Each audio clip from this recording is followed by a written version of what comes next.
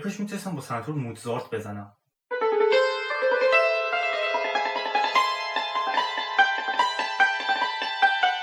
کاش میشد با سنتور موسیقی متن فیلم ها رو بزنم.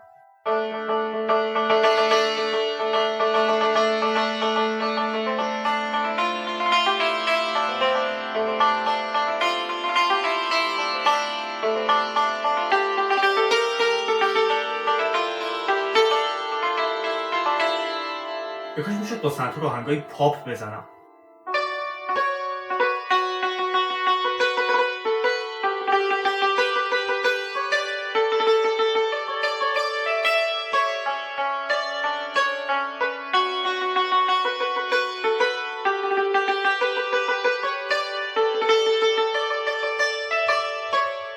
اینم از سنتور کروماتیک. پس اگه یه آهنگی شنیدین و به استادتون گفتین من میخوام اینو با سنتور بزنم و گفت نمیشه، این نیست که نشه. با سنتور نوخرک نمیشه. حالا چرا سنتور معمولی نمیشه؟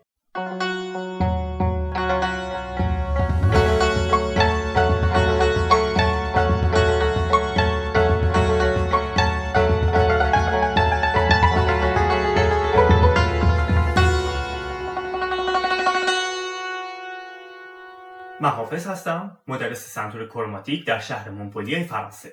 برای اینکه بفهمید با سنتور معمولی چرا نمیشه این آهنگ رو زد، باید برگردیم به تئوری موسیقی. اگر پیانو رو نگاه کنیم 12 تا کلاویه سفید و سیاه میبینیم. دو، دو دیز، ر دیز، می، فا دیز، سل دیز، لا دیز، سی و دوباره تکرار میشه. پس ما این 12 تا رو داریم. توی هر آهنگ ما انتخاب میکنیم که 7 تاش رو بزنیم.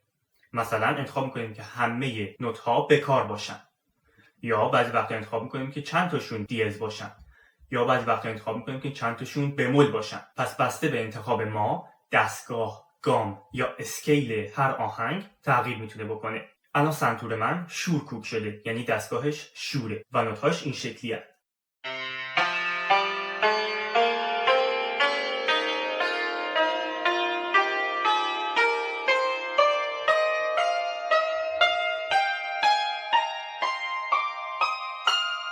پس اگر من میخوام یه آهنگی بزنم که مثلا سی به کار بخواد، نمیتونم، چون رو سنتور ندارمش.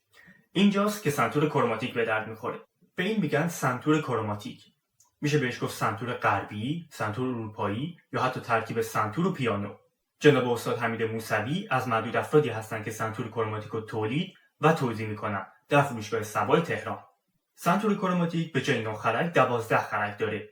عین پیانو، کلاویه‌های سفید خرک‌های سفیدن، کلاویه‌های سیاه خرک‌های سیاه. اصلا کلمه کروماتیک یعنی چی؟ کروماتیک یعنی شما این رنج 12 نوت رو توی سازتون داشته باشین، مثل پیانو، مثل ویولون، مثل چلو. شما تمام این 12 نوت رو دارین و از بینشون 7 تا رو انتخاب میکنین که بزنین. معمولا 7 تا. سنتور سنتی یا 9 خرک یا همون سنتور معمولی کروماتیک نیست، دیاتونیکه. دیاتونیک یعنی شما از بین اون 12 نوتی که داشتین حالا فقط چند تاشونو دارین؟ 7 تاشونو دارین، 8 تاشونو دارین، نهایت 9 تاشونو دارین. پس سازهایی مثل هارمونیکا، سنتور یا آکاردئون دیاتونیک هستن. به زبون ساده تر فرض کنیم بین خرک‌های سنتور معمولی ما هنوز نوت داریم، ولی خرکی نبوده که روشون نوت‌ها رو بذاریم. پس ما خرک‌ها رو اضافه کردیم، 12 تا شده به جای 9 تا و الان قابلیت اجرای اون نوت‌ها هم هست. و کوک سنتور کروماتیک به این شکله.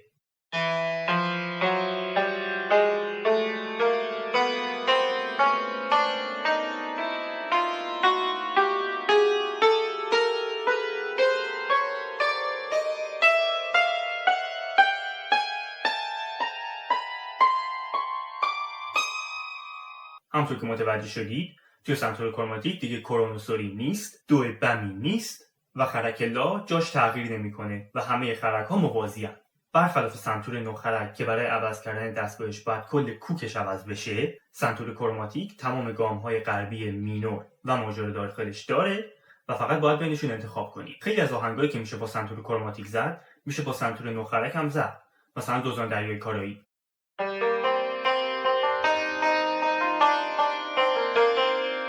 ولی اگر با آهنگ اصلی مقایسه کنیم گامش فرق داره. گام اصلی آهنگ اینه.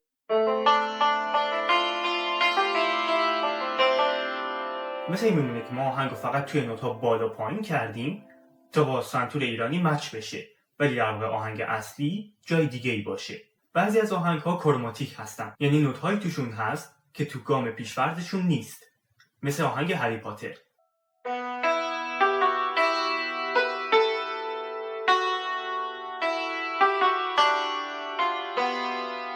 مثل گیم آف ترونز.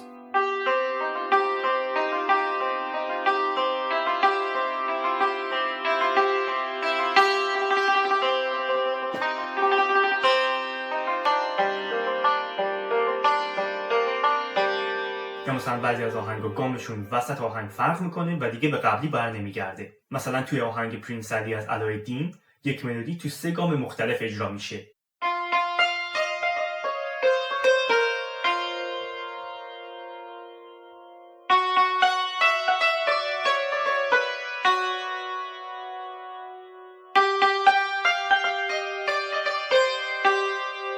البته در نظر داشته باشیم که سنتور کروماتیک سخت‌تر از سنتور معمولی هست. رو اکثر خرک‌های سنتور 9 خرک اگر دست من اشتباه بخوره صدای بدی نمیده. مثلا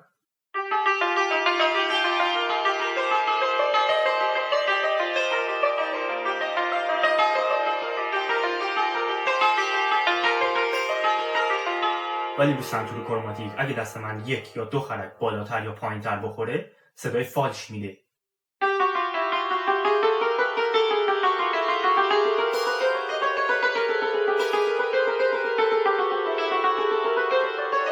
این به خاطر اینه که رو سنتور 9 خرک من هر جای سنتور بزنم همچنان دستگاه شوره، ولی رو سنتور کروماتیک اگه دستم اشتباه بخوره از گام خارج میشه، یعنی یک نوتی که اصلا قرار نبوده تو اون آهنگ باشه یهو پیدا میشه.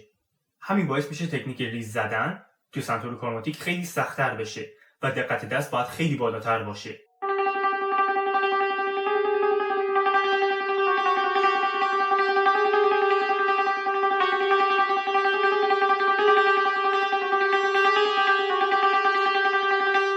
خب تو این یه استوری گذاشته بودم، گفته بودم سوالایی که از سنتور کروماتیک دارید رو بپرسید. حالا بریم جواب بدیم. دستگاه که نداره، چجوری برای آهنگ‌های متفاوت کوکش می‌کنیم؟ درسته که دستگاه سنتی ایران رو نداره، ولی همه گام‌های مینور و ماژور غربی رو داره و دیگه ما فقط بینشون انتخاب می‌کنیم. با سنتور عادی چه فرقی داره؟ خب سنتور عادی دیاتونیکه، سنتور کروماتیک کروماتیکه. دیاتونیک یعنی فقط یک کوک، یک دستگاه یا یک گام داره. کروماتیک یعنی تمام اون رنج 12 نوتو داره و ما بینشون مثلا 7 رو انتخاب می‌کنیم که تو آهنگ بزنیم. با سنتور کروماتیک مگه میشه همه گام ها رو زد؟ خب حالا مثلا دستگاه های گام های سنتی ایران که کرون و سوری دارن و نه، ولی همه گام های غربی که مینور و ماژور هستن بله میشه.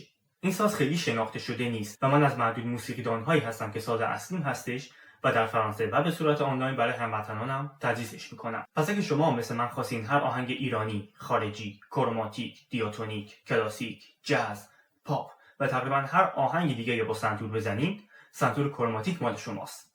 درسته که دستگاه سنتی رو نداره، ولی همه